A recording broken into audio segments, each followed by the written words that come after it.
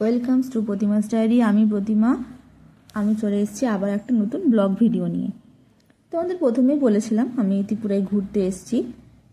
আগেও আমি 3টে ব্লগ ভিডিও শেয়ার করেছি ত্রিপুরা জায়গাটা এতটাই সুন্দর যে মানে আমি যদি প্রতিদিন তোমাদেরকে যাই দেখাবো সেটাই তোমাদের সুন্দর লাগবে। এখানে চারিদিকে এত মানে প্রাকৃতিক সৌন্দর্য এতটাই সুন্দর। এই দেখো আমরা যাচ্ছি আজকে হচ্ছে কলাছড়া পার্কে। এটি হচ্ছে আমি যেহেতু বেলোনিয়াতে ত্রিপুরার বেলোনিয়া বলে একটি জায়গা রয়েছে, আমি সেখান থেকে গেছি। তার জন্য আমি এখানে একটা টোটো বুক করে নিয়েছিলাম, টোটো বা অটো। এখানে যাওয়ার জন্য টোটো বা অটোই পাওয়া যায়, এছাড়া অন্য কিছু যায় না। এটা একটা এডিসি এরিয়া। এখানে মানে বাঙালি তো খুব দেখাই যায় না, দু একটা হয়তো দেখা যেতে পারে। এখানে সবই হচ্ছে ট্রাইবাল। এদের ভাষা আমাদের মতো মানে আমি যে বাংলা তো এরা বোঝেই না, এরা যে ভাষাটায় কথা বলে এটা হচ্ছে কোকো বড়। ঠিক আছে, এই ভাষা আমরা বুঝি না, আমাদের ভাষা ওরাও বোঝে না। ঠিক আছে, তা চলো যাই হোক, সেটা প্রত্যেকটা মানুষের ভাষা তো আলাদা রকম হতেই পারে। তাহলে আমি তোমাদের বলি কি করে এখানে তোমরা আসবে। আমি প্রথমেই বললাম যে আমি বেলুনিয়া থেকে এসছে টোটো বুক করে। টোটো বা অটো বুক করতে পারো যারা মানে এখানে আসার জন্য। প্রথমে হচ্ছে তোমার আগরতলা স্টেশন থেকে তেলিয়ামুড়া হয়ে এখানে পৌঁছাতে প্রায় তোমাদের সময় লাগবে হচ্ছে 2 থেকে 2.5 ঘন্টা। স্টেশনে এসে তারপর সেখান থেকে টোটো বা অটো বুক করতে হবে। তাহলে চলো, আমি তো চলেই এসেছি তোমাদের কথা বলতে বলতে এই কলাছড়া ইকো পার্কে।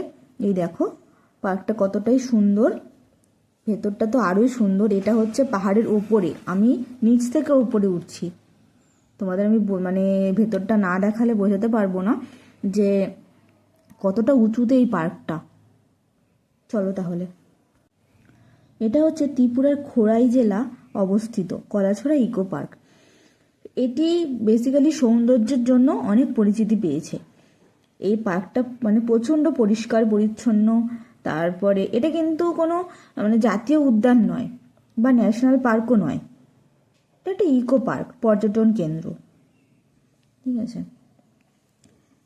এই দেখো চারিদিকে সৌন্দর্যটা আমি তোমাদের দেখাচ্ছি। এই দেখো আমি কতটা উপরে রয়েছি, আর মানে নিচেও রয়েছে অনেক কিছু, একটা ব্রিজও রয়েছে। সেই ব্রিজটা হচ্ছে ঝুলন্ত ব্রিজ, সেখানেও আমি যাব। আমি প্রথমে আগে পুরো পার্কটা তোমাদের দেখিয়ে দিই। এটা হচ্ছে পার্কের একটা সাইড। এই দেখো, আমি তোমাদেরকে ওই ওয়াচ টাওয়ারের ওপরে উঠে ভিডিওটা করেছি বলে পুরোটা মানে কভার করতে পারছি, নাহলে আমি তোমাদের দেখাতে পারতাম না। মানে কতটা সুন্দর জায়গাটা, তোমরা না আসলে বুঝতেই পারবে না। দেখো চারিদিক, এগুলো কিন্তু পাহাড়ের ওপরে কিন্তু এই গাছগুলো রয়েছে। একটা ছোট মতো ঝিল আছে।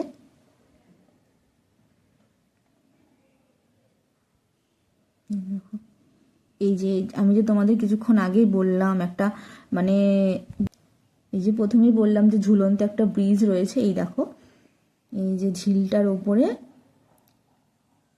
ঝিল বলা ভুল, এটা নদী। এখানে গঙ্গা বলে কিছু নেই, মানে আমাদের ওখানে যেরকম আমরা গঙ্গা নদী সব থেকে বড় নদী, এখানে হচ্ছে সব ছোট ছোট নদী। এই দেখো, এটা হচ্ছে তোমার ওই টানা ব্রিজ, ঝুলন্ত। এটা কিন্তু টান মানে একটা শিকলের মতো মানে করে এরা বেঁধে রেখেছে।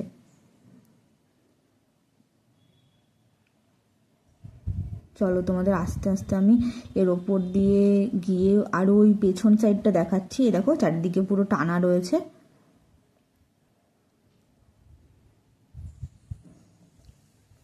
পার্কটির ঘন সবুজ বনাঞ্চল এবং ছোট ছোট ছোট পাহাড় দিয়ে ঘেরা। এর মাঝখান দিয়ে বয়ে যায় হচ্ছে ছোট্ট ঝর্ণা বা হচ্ছে ছড়া। ঝর্ণাটা এখন আমরা দেখতে পারিনি, যখন আমরা গেছিলাম তখন যেহেতু বৃষ্টির ওয়েদার ছিল।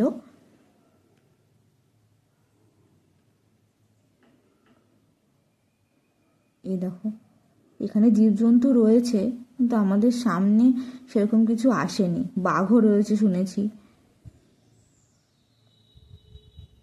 এই পেছন সাইডটা আমাদের যেতে দেয়নি, এটা এখানে যাওয়া বারণ, তার জন্য আমরা যেতে পারিনি। আমি এপার থেকে ভিডিওটা করছি তোমাদের। এই জায়গাটা সব মানে শীতকালে স্থানীয় মানুষ বলো বা পর্যটনদের জন্য মানে ঘুরতে আসার জন্য খুবই সুন্দর একটা পার্ক। এখানে মানুষরা পিকনিক করতেও আসে অনেকে। আর এই জায়গাটা চারিদিক পুরো শান্ত নিরিবিলি। আর যারা ফটো তুলতে চাও বা যারা ফটো তুলতে ভালোবাসো, তারা কিন্তু এখানে আসলে খুবই আনন্দিত হবে।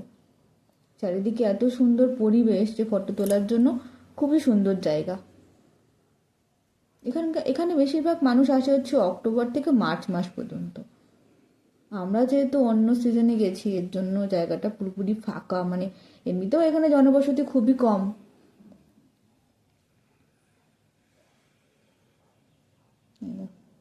তাহলে ধীরে ধীরে আমরা আবার বেরিয়ে যাব। চারদিকটা তোমাদের দেখালাম, তোমাদের কেমন লাগলো আমাকে কমেন্ট বক্সে জানিও।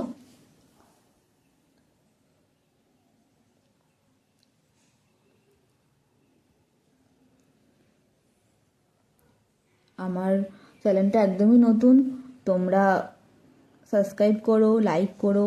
তোমাদের কেমন লাগলো এই ভিডিওটা আমাকে কমেন্ট বক্সে অবশ্যই জানিও।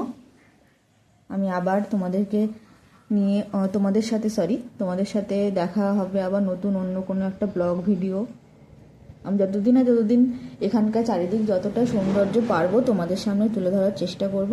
তাহলে আজকের মতো টাটা, আবার দেখা হবে অন্য কোনো ব্লগ ভিডিওতে।